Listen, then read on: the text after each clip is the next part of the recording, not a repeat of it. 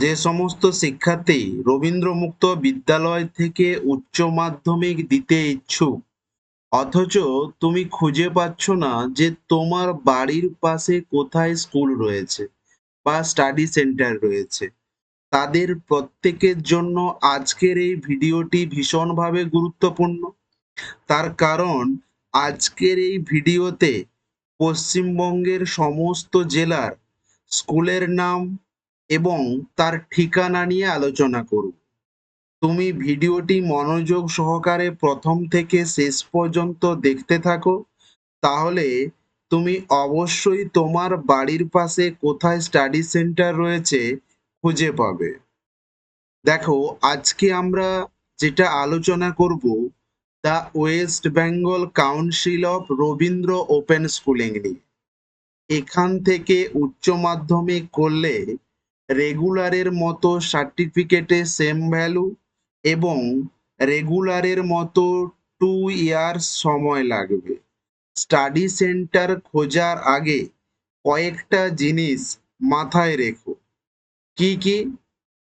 প্রথমত হচ্ছে, উচ্চ মাধ্যমিক করতে টোটাল খরচ 2000 থেকে 2500। বোঝা গেল? 2000 থেকে 2500। এই খরচটা কিন্তু টোটাল 2 ইয়ার্সে লাগবে। ভর্তির সময় তোমাদের লাগবে 1500 টাকা মতো। ক্লিয়ার? বাকি টাকাটা 11-এ অর্থাৎ প্রথম বছর ফর্ম ফিল আপে এবং দ্বিতীয় বছর ফর্ম ফিল আপে লাগবে। ক্লিয়ার? অর্থাৎ সর্বোচ্চ খরচ 2500 টাকা মতো। এর মধ্যে সমস্ত স্টাডি ম্যাটেরিয়াল, অর্থাৎ তুমি যে 5টা সাবজেক্ট নেবে বা 6টা সাবজেক্ট নেবে, তার বইপত্র সম্পূর্ণ ফ্রিতে তোমার স্টাডি সেন্টার বা স্কুল থেকে দেওয়া হবে। ক্লিয়ার? তাহলে প্রথমত বলে রাখি, আজকে আমি দেখো পশ্চিমবঙ্গের সমস্ত জেলার স্টাডি সেন্টার নিয়ে আলোচনা করব। এবার দেখো, সাপোজ ফার্স্টে বলছি আমি কোচবিহারের স্টাডি সেন্টার নিয়ে আলোচনা করছি। এবার ভিডিওটি তুমি মনোযোগ সহকারে দেখো।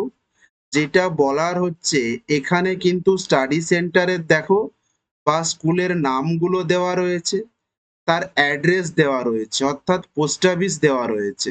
ক্লিয়ার? এই অ্যাড্রেসটা এবং তার ডিস্ট্রিক্ট কোন জেলাতে রয়েছে। বোঝা গেল?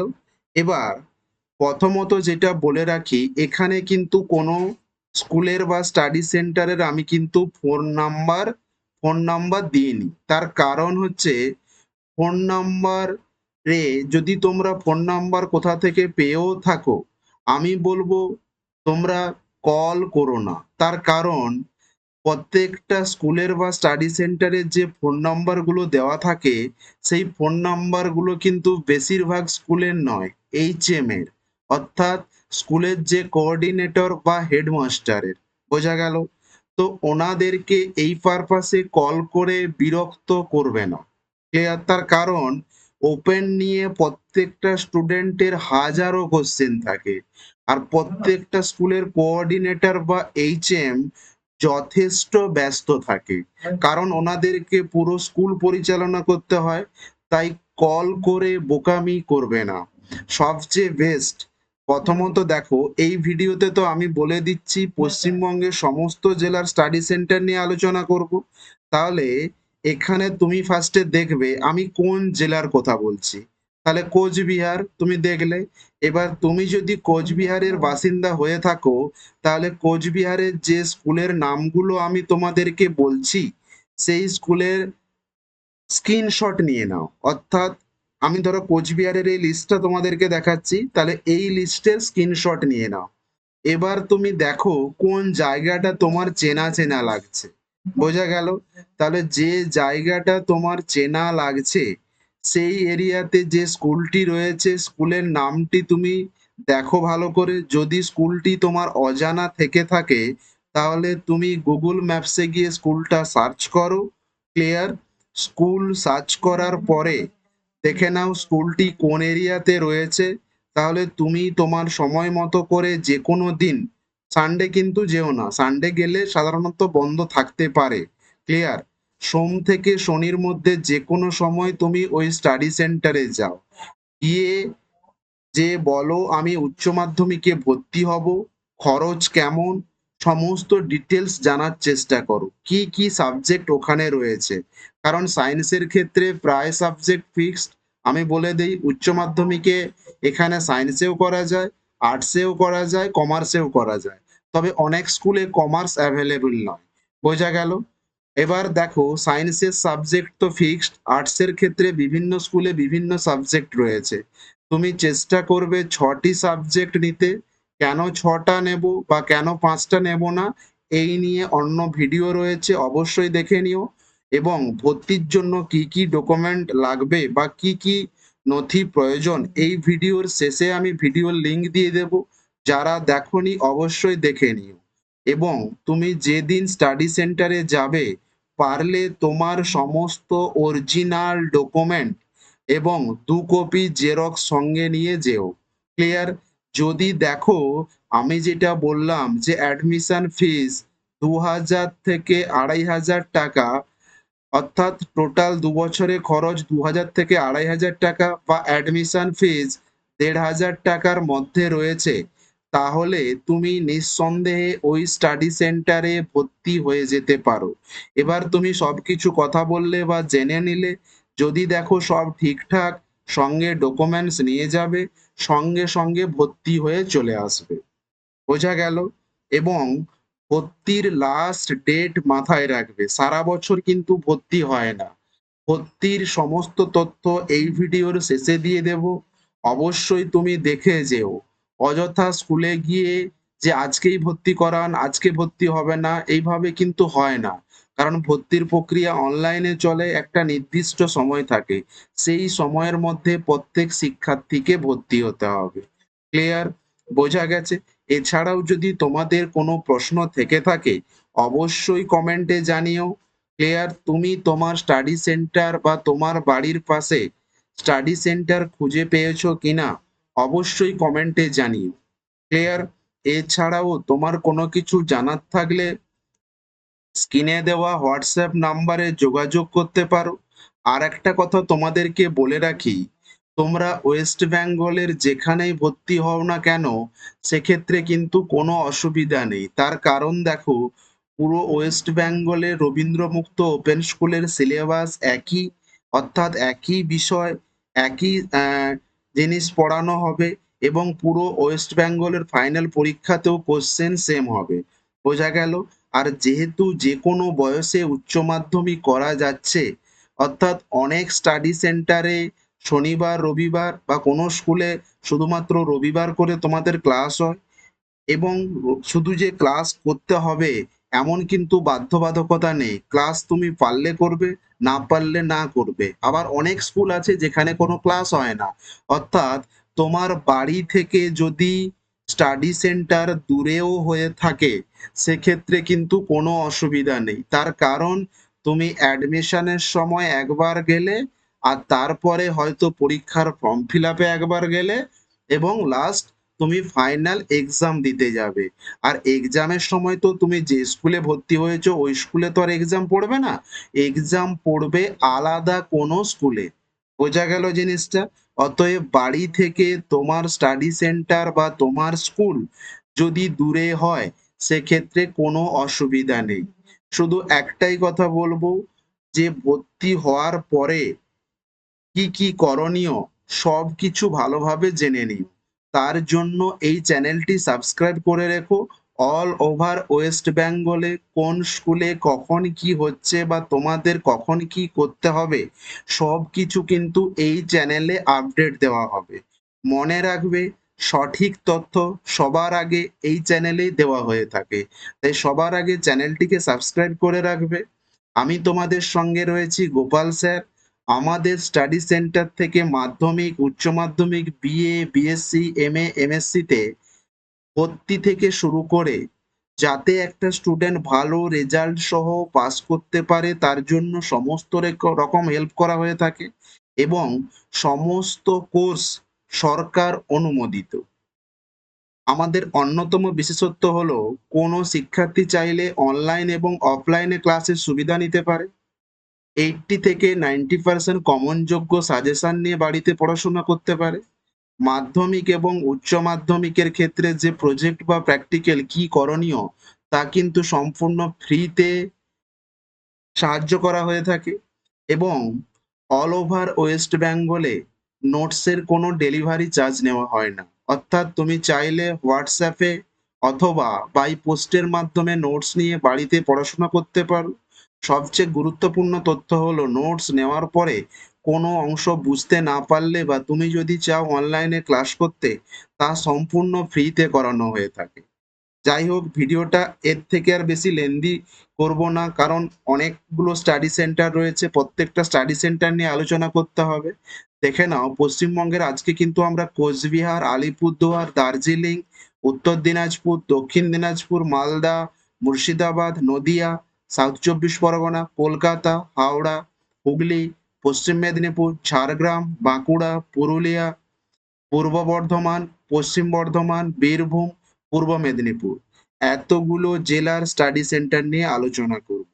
আর একটা কথা বলে রাখি, তোমরা ভর্তির সময় সরাসরি স্কুলে গিয়ে যোগাযোগ করবে। মাঝখানে কোনো থার্ড পার্টি দ্বারা তোমরা কোনো জায়গাতে ভর্তি হও না। সবসময় চেষ্টা করবে স্কুলে গিয়ে সরাসরি যোগাযোগ করতে। ক্লিয়ার? দেখো, ফার্স্টে বলছি কোচবিহার। তাহলে এখান থেকে তুমি তোমার জেলার নামটি বুঝে নাও, তুমি কোন জেলাতে বাস করো। ঠিক আছে?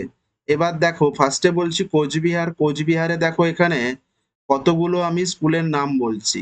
তুমি স্কুলের নাম পরে দেখবে। যদি তুমি কোচবিহারের বাসিন্দা হয়ে থাকো তাহলে এটা স্ক্রিনশট নিয়ে নাও। বোঝা গেল? স্ক্রিনশট নেওয়ার পরে এই পোস্টগুলো দেখতে থাকো। এই যে পোস্ট এরিয়াগুলো বলেছি আমি, অর্থাৎ এই যে জায়গাগুলোর নাম বলেছি, এটা তোমার কোনটা জানা বা তোমার বাড়ির কাছে কোনটা, সেটা তুমি প্রয়োজনে বসে গুগল থেকে হেল্প নাও বা তুমি কাউকে জিজ্ঞেস করতে পারো। ক্লিয়ার? দেখো, আলিপুরদুয়ারের কয়েকটি স্কুলের নাম বলেছি। ঠিক আছে? হয়তো বাড়ি থেকে অনেকের স্কুল দূরে হতে পারে, আমি তো বলেই দিয়েছি। দূরে হলেও কোনো সমস্যা নেই। ক্লিয়ার? দেখো কোথায় কোথায় রয়েছে, এই জায়গাগুলোর নাম দেখো এবং প্রয়োজনে তুমি গুগল থেকে সার্চ করে নাও। হয়েছে? দেখো, আলিপুরদুয়ারে আরো স্টাডি সেন্টার রয়েছে। এটা হচ্ছে আলিপুরদুয়ারে, কিন্তু দেখো ডিস্ট্রিক্ট হয়ে যাচ্ছে কি জলপাইগুড়ি, অর্থাৎ জলপাইগুড়িতে স্টাডি সেন্টারটি রয়েছে। দেখো, এই দুটো কিন্তু আলিপুরদুয়ারে রয়েছে, এটা কিন্তু জলপাইগুড়িতে রয়েছে। নেক্সট দেখো, দার্জিলিং। দেখো, এখানে তো অবশ্যই দেখবে যে আমি কোন জেলার কথা বলছি এবং ডান দিকে যে ডিস্ট্রিক্ট লেখা আছে, এক্ষেত্রেও তোমরা জেলার নামগুলো দেখবে। ক্লিয়ার? বোঝা গেল? অর্থাৎ তুমি এই জেলার বাসিন্দা হলেই সঙ্গে সঙ্গে স্ক্রিনশট নাও। ক্লিয়ার?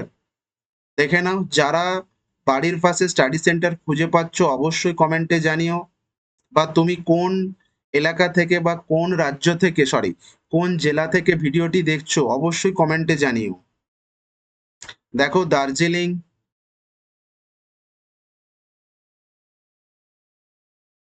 নেক্সট দেখো, উত্তর দিনাজপুর। উত্তর দিনাজপুরের স্টাডি সেন্টার গুলো দেখে নাও। দেখো, উত্তর দিনাজপুরে আরো স্কুল রয়েছে। এই যে ইসলামপুর, রায়গঞ্জ। দক্ষিণ দিনাজপুর। দক্ষিণ দিনাজপুরে দেখে নাও। আপাতত এখানে দুটো স্কুলের নাম বলা হচ্ছে। মালদা। মালদাতে দেখে নাও, মালদা হচ্ছে, দেখে নাও কোথায় রয়েছে। নেক্সট দেখো, মালদার আরো একটি স্কুলের নাম। এই স্কুলগুলো কিন্তু একদমই উচ্চ মাধ্যমিক করানো হয় এই সমস্ত স্কুল থেকে। তার কারণ, আগে অনেক স্কুল আছে যেগুলো রবীন্দ্র মুক্ত ওপেন স্কুলিং, অর্থাৎ রবীন্দ্র মুক্ত ওপেন স্কুলিং থেকে উচ্চ মাধ্যমিক করানো হতো, কিন্তু অনেক স্কুল আছে অর্থাৎ অনেক স্টাডি সেন্টার আছে যেগুলো বন্ধ হয়ে গেছে। আর আমি কিন্তু তোমাদের যে নামগুলো দেখাচ্ছি, এই সমস্ত স্টাডি সেন্টার গুলো কিন্তু অ্যাক্টিভ রয়েছে। বোঝা গেল? মানে বর্তমানে এই সমস্ত স্কুলগুলোতে বিভিন্ন শিক্ষার্থীরা পড়াশোনা করে বা এই সমস্ত স্কুল থেকে রবীন্দ্র মুক্ত স্কুলের আন্ডারে উচ্চ মাধ্যমিক দিচ্ছে। দেখো, মুর্শিদাবাদ। নেক্সট দেখো, মুর্শিদাবাদের আরো স্কুল রয়েছে। নেক্সট, মুর্শিদাবাদ।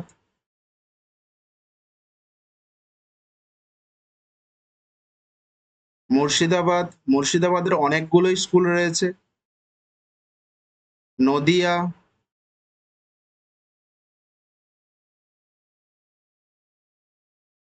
নেক্সট, নদিয়া। নদিয়া শান্তিপুরে দেখে নাও, Shantipur municipal high school. Nadia, এই স্কুলের এরিয়াটা দেওয়া নেই, তোমরা পারলে এটা হচ্ছে গুগল ম্যাপ থেকে তোমরা সার্চ করে নিও, ঠিক আছে? তবে এটা কিন্তু পড়ছে কোথায়? রানাঘাটে পড়ছে। ক্লিয়ার?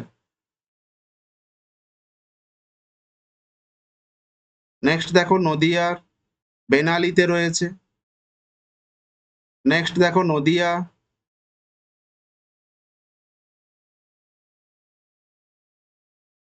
নর্থ 24 পরগনা।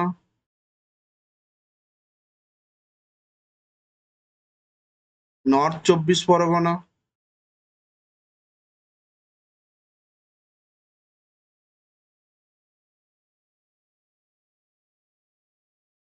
দেখো নর্থ 24 পরগনাতে কিন্তু সব থেকে বেশি স্কুল রয়েছে।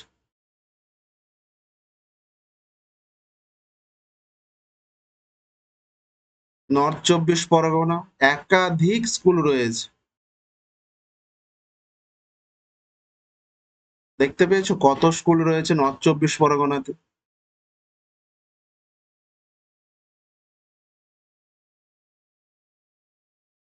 সাউথ 24 পরগনা, বারবার বলছি ডিস্ট্রিক্ট আগে দেখবে, তারপরে দেখবে এই এরিয়াটা, যে জায়গাটার নাম বলছি এই জায়গাটা ভালো করে দেখবে। South 24 Pargana, south 24 Pargana, Kolkata. কলকাতাতে দেখে নাও ভালো করে। এখানে কিন্তু দেখো নর্থ 24 পরগনার একটা স্কুল ঢুকে আছে, সাউথ 24 পরগনার একটি স্কুল ঢুকে আছে, বাকিগুলো কিন্তু কলকাতা। তাই ভিডিওটি তোমরা সবাই কিন্তু ভালো করে দেখবে, তাড়াহুড়ো করবে না। তার কারণ দেখো তুমি কিন্তু একটা উচ্চ মাধ্যমিক দিতে যাচ্ছ, সেখানে সবকিছু সঠিকভাবে আগে জানবে, বুঝবে, তারপরে তো তুমি ভর্তি হবে। নেক্সট কলকাতা, হাওড়া। হাওড়া জেলাতে দেখে নাও কতগুলো স্কুল রয়েছে। নেক্সট হাওড়াতে। হুগলি জেলাতে দেখে নাও কি কি স্কুল রয়েছে এবং এরিয়াগুলো দেখে নাও কোন এরিয়াতে রয়েছে। পশ্চিম মেদিনীপুর, পশ্চিম মেদিনীপুরে দেখে নাও কতগুলো স্কুল রয়েছে। নেক্সট দেখো ঝাড়গ্রাম, ঝাড়গ্রামের কোথায় কোথায় স্কুল আছে দেখে নাও। বাঁকুড়া,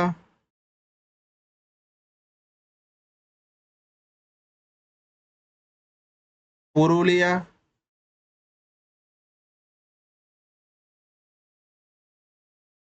নেক্সট দেখো পূর্ব বর্ধমান,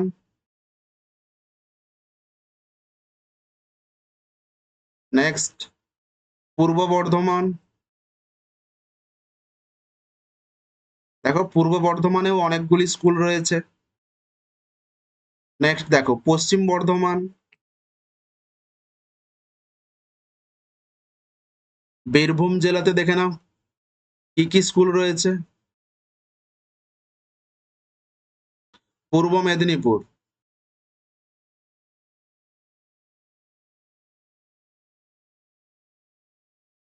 পূর্ব মেদিনীপুর।